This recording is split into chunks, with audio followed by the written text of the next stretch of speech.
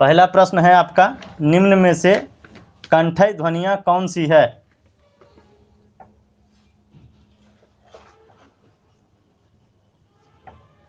निम्न में से कंठय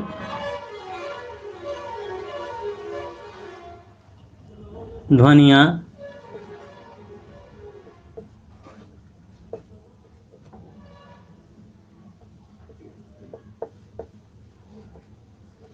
कौन सी है?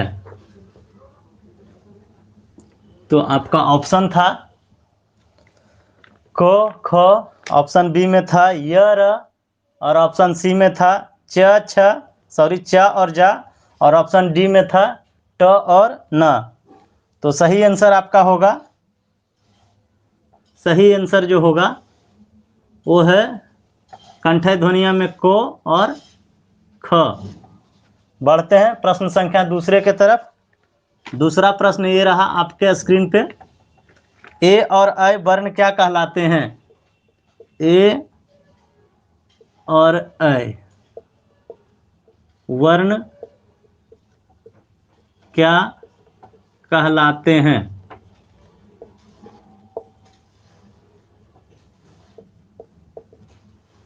ऑप्शन था नासिक, मूर्धन्य, ओष्ठ्य और दंतोष्ठ्य, सॉरी कंठ तालव्य। नासिक, मूर्धन्य, ओष्ठ्य और कंठ तालव्य। तो इसका आंसर होगा आपका कंठ तालव्य।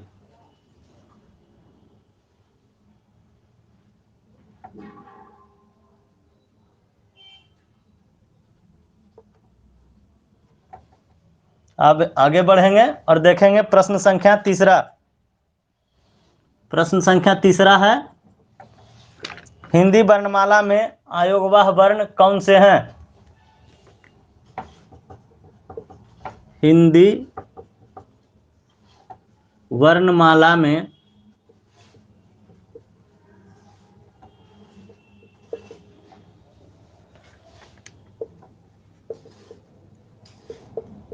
आयोगवाह वर्ण कौन से हैं?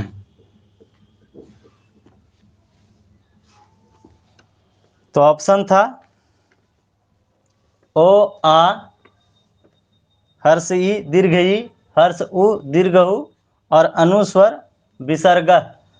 तो अनुस्वार और विसर्ग में इसमें आंसर होगा आयोगवाह। पहले भी बताए थे पढ़ाते वक्त, अनुस्वार और विसर्ग ये जो है कि दो हिंदी में आयोगवाह हैं। आगे बढ़ते हैं प्रश्न संख्या 4 के तरफ। प्रश्न संख्या 4 कहता है, निम्न में बतलाइए कि किस शब्द में द्वित्व व्यंजन है?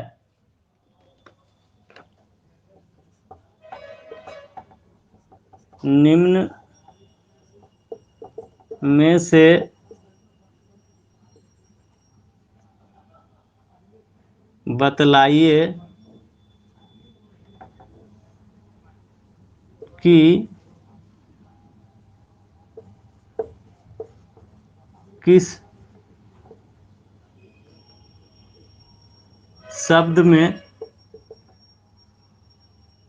द्वित्व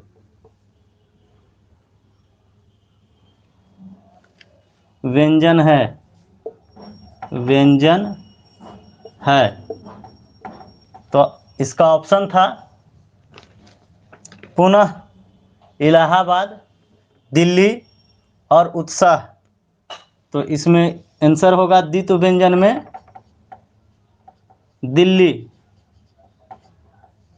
आगे देखेंगे प्रश्न संख्या 5 के बारे में। तो ये रहा आपका 5वां प्रश्न, निम्नलिखित में से बताइए कि नवीन विकसित ध्वनियाँ कौन सी है?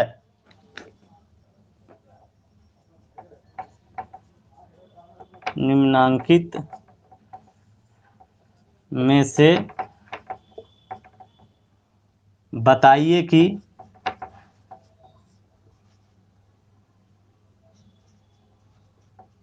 नवीन विकसित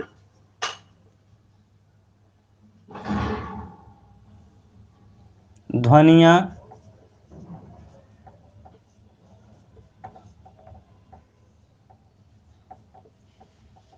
कौन सी है? ऑप्शन था आपका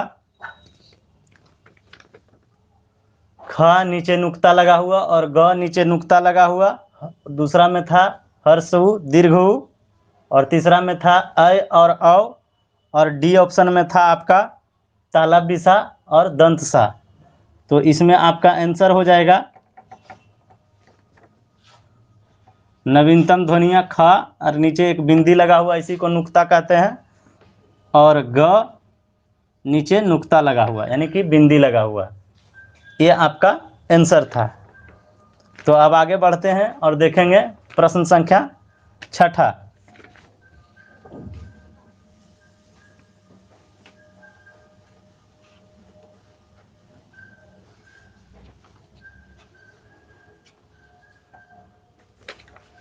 प्रश्न संख्या 6 आपके रहा ये स्क्रीन पे।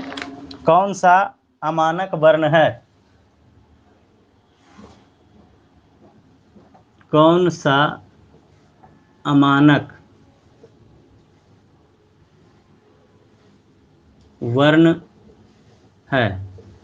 अमानक वर्ण का मतलब होता है वैसा वर्ण जिसका वैल्यू नहीं हो, जिसका कोई अर्थ ना हो, तो वो अमानक वर्ण कहलाता है। तो इसमें ऑप्शन था ख, ध और झा की तरह था, जिसमें भा की तरह ऊपर में जो है कि शीर्ष यानी माथा बंधा हुआ था, और एक था भ। तो जो दोनों रूप में बंधा हुआ था इस तरह से, वही आपका आंसर होगा, यानी कि ऐसे करके था। तो ये गलत हो जाएगा, ना तो ये भा है ना ही झा है, क्योंकि झा भी हम लोग इस तरह से लिखते थे, तब हम लोग कहते थे कि झा है, नहीं तो इस तरह से ऐसे। तो इसको जो है कि अमानक ध्वनि के अंतर्गत रखा गया है। तो ये ऑप्शन हो जाएगा आपका ये वाला। चलिए अगला प्रश्न देखते हैं। प्रश्न संख्या 7 ये है छा ध्वनि किसके अंतर्गत आती है? छा में ये अक्ष छ ध्वनि किसके अंतर्गत आती है? अंतर्गत आती है। ऑप्शन था मूल स्वर, दूसरा था घोष वर्ण, तीसरा था संयुक्त वर्ण, और चौथा था तालव्य वर्ण। तो आप लोग जानते हैं छा जो बना है क हलंत और छ, तो बना था क्ष। तो ये जो है कि संयुक्त वर्ण के अंतर्गत आएगा। तो आंसर आपका हो जाएगा संयुक्त वर्ण। संयुक्त ऐसे करके लिख दीजिए, संयुक्त वर्ण। अब देखेंगे प्रश्न संख्या 8। तो प्रश्न संख्या 8 है ज्ञ वर्ण किन वर्णों के संयोग से बना है? ज्ञ वर्ण किन वर्णों के सहयोग से बना है? तो आंसर देखेंगे इसका। ऑप्शन में था ज प्लस य, दूसरा था ज हलंत प्लस य, तीसरा था ज प्लस ध, और चौथा था ज प्लस न य संयुक्त न्या। तो आपका आंसर होगा इसमें ज हलंत और प्लस य, तो होता है ज्ञ। प्रश्न संख्या 9 देखेंगे। प्रश्न संख्या 9 ये है निम्नलिखित में से कौन सा वर्ण उच्चारण की दृष्टि से दंतई नहीं है?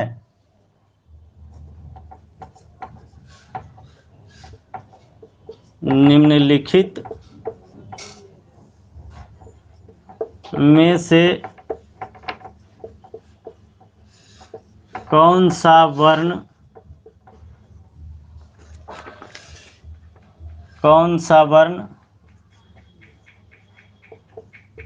उच्चारण की दृष्टि से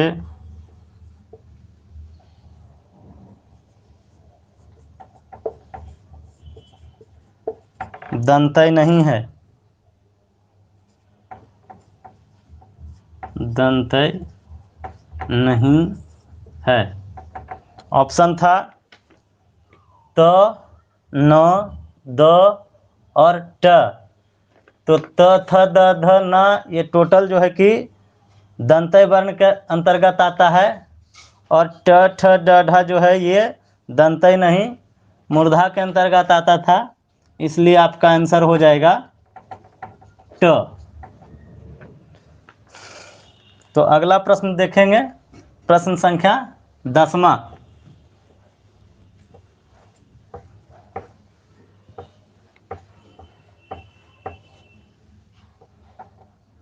तो प्रश्न संख्या 10 ये रहा आपके सामने।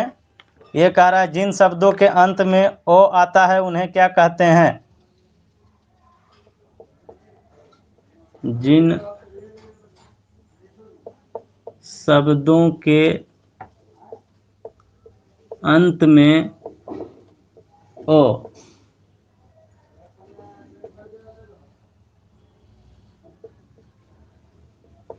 आता है उन्हें क्या कहते हैं?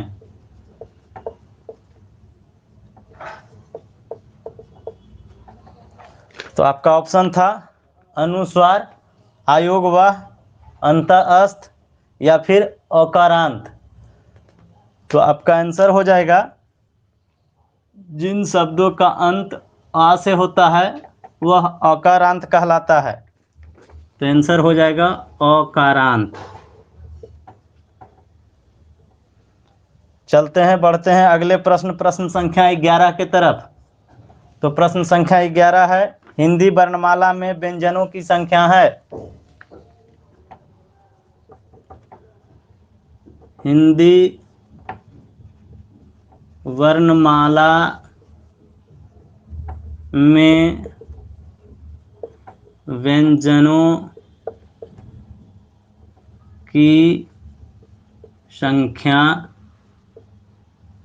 है। तो ऑप्शन था 32, 34, 33 और 36। तो आप लोग को पढ़ा चुके हैं हम कि कितना वर्णमाला व्यंजन में है। तो व्यंजन में टोटल वर्णमाला की संख्या 33 है। आगे देखेंगे प्रश्न संख्या 12। 12वां प्रश्न है आपका, निम्नलिखित में से कौन सा पश्च स्वर है? निम्नलिखित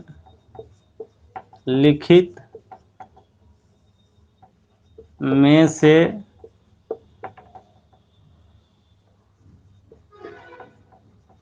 कौन सा पश्च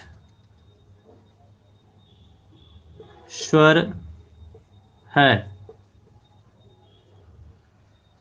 तो ऑप्शन में था अ, हर्षई, ज और ढ। तो आपका आंसर हो जाएगा आ। क्यों पश्च स्वर है? कुछ भी बोलिए तो लास्ट में जो है कि अ शब्द का उच्चारण होता है। कोई भी शब्द में बोलिएगा, जैसे काम तो अंत में आ रहा है। कोई भी शब्द बोलेंगे, खाना तो अंत में आ रहा है। इसीलिए निम्नलिखित में से कौन सा पश्च स्वर होगा? तो अ होगा, आ। चलिए अगला प्रश्न देखते हैं, प्रश्न संख्या 13। 13वां प्रश्न है, निम्नलिखित में से कौन सा आयोगवाह है? निम्नलिखित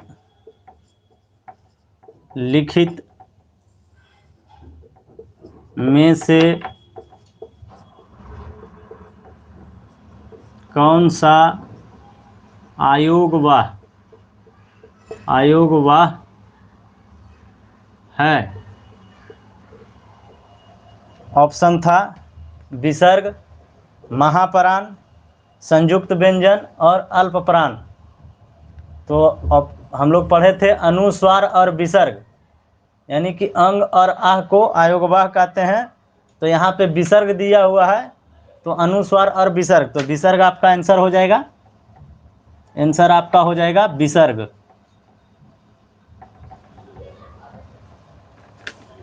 तो HW में 2 प्रश्न और बचा हुआ है, चलिए उसको भी देख लेते हैं। तो देखेंगे,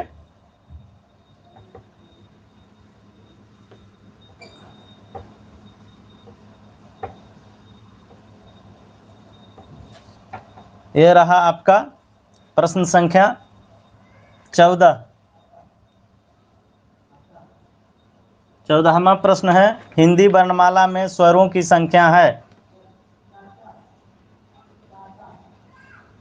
हिंदी वर्णमाला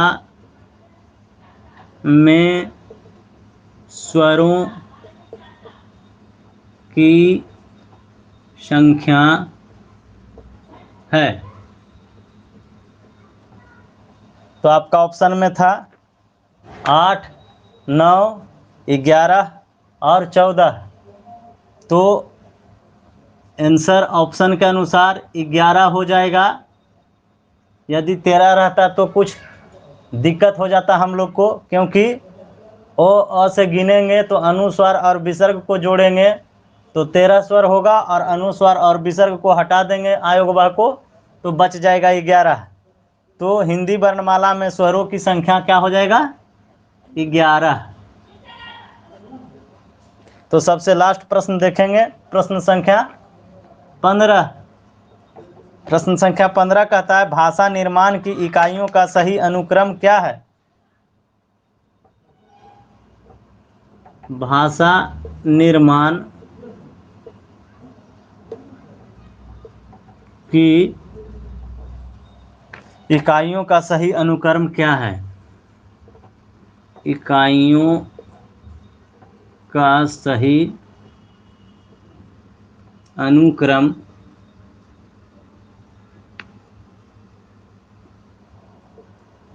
क्या है? तो ऑप्शन था शब्द, ध्वनि, वाक्य, पद। दूसरा ऑप्शन था शब्द, वाक्य, ध्वनि और पद।